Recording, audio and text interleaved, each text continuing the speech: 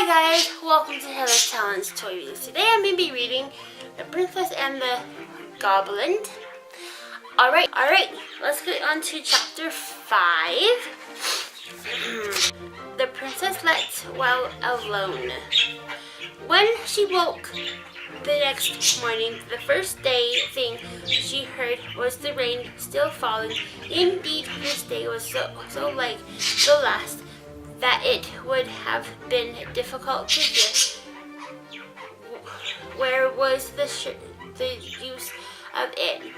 The first thing she thought of, however, was not the rain, but the lady in the tower.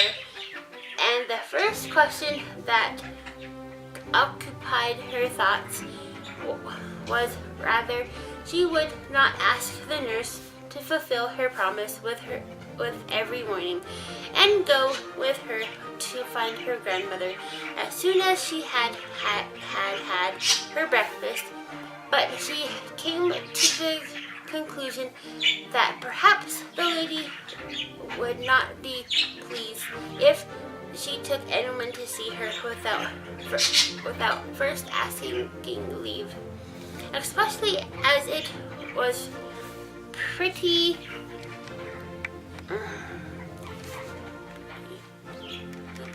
evented, seeing she lived on the pigeon's eggs and cooked them herself, that she did not want the household to know she was there. So the princess resolved to take the first opportunity of running up alone and asking while she might bring her nurse. She believed the fact that she could not otherwise convince her she was telling the truth about having much weight with her grandmother.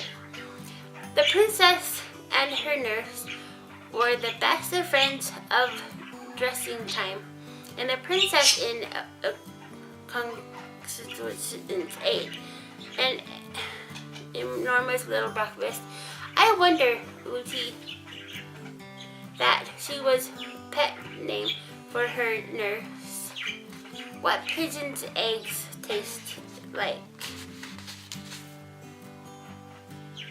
She said as she was eating her egg, not quite a common one, for they always picked out the picky ones for her.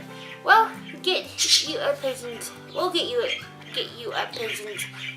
egg, and you shall judge for yourself, said the nurse. Oh, no, returned Irene, suddenly reflecting they might disturb the old lady in getting it, and that even if they did not, she would have one less in consequence. What a strange creature you are, said the nurse. First to want a thing, then to refuse it.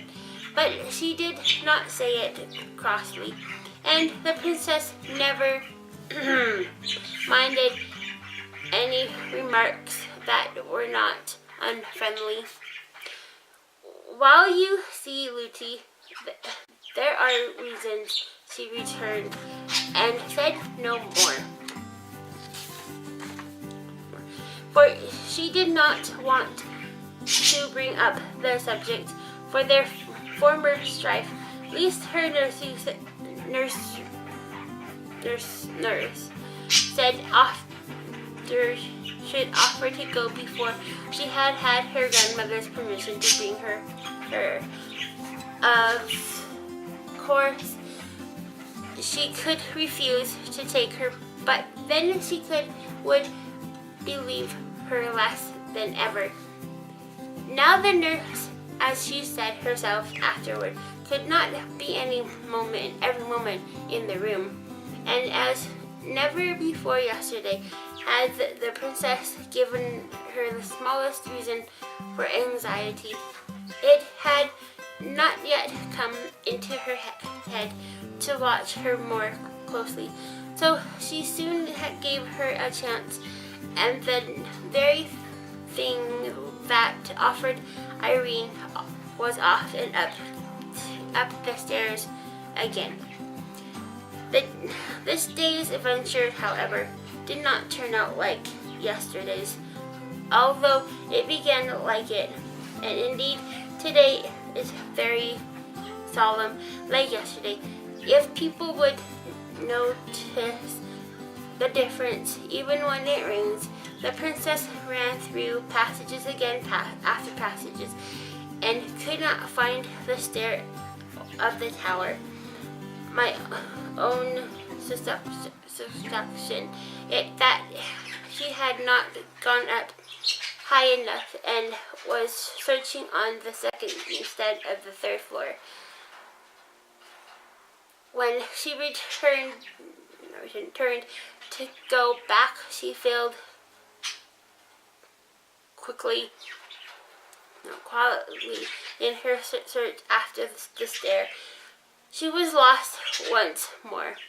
Everything made it even worse to bear this time, and it was no wonder that she cried again. Suddenly it occurred to her that it was after having cried before that she had found her grandmother's stair. She got up at once, wiped her eyes, and stared upon a fresh quest. This time, although she did not find what she hoped, she found what was next best. She did not come on a stair that went up, but she came upon one that went down. It was admittedly not the stair she had come up yet. It was a good deal, better than none. So down she went, and was singing merrily before she reached the bottom. There, to her surprise, she found herself in the kitchen.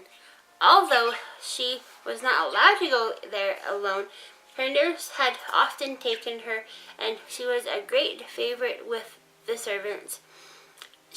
So there was a general rush for her the moment she appeared, for everyone wanted to have her, and the report of where she was soon reached the nurse's ears.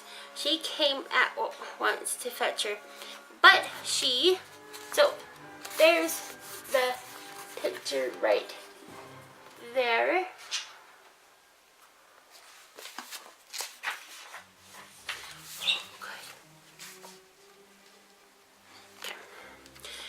Never suspected she had got there, and the princess kept her own counsel.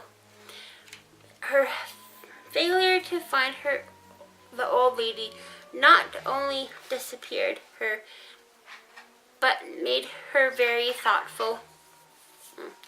Sometimes she came almost to the nurse's opinion that she had dreamed all about her, but that fancy never lasted very long. She wondered much whether she should ever see her again, and thought it very sad not to have been able to find her when she particularly wanted her. She resolved to say nothing more to her nurse on the subject, seeing it was a little in her power to prove her words. Alright. That was a fun chapter to read. If you liked the book, give this book a thumbs up. Please leave a friendly comment down below. And as always, thanks for watching, and don't forget to subscribe. Bye! High five, guys.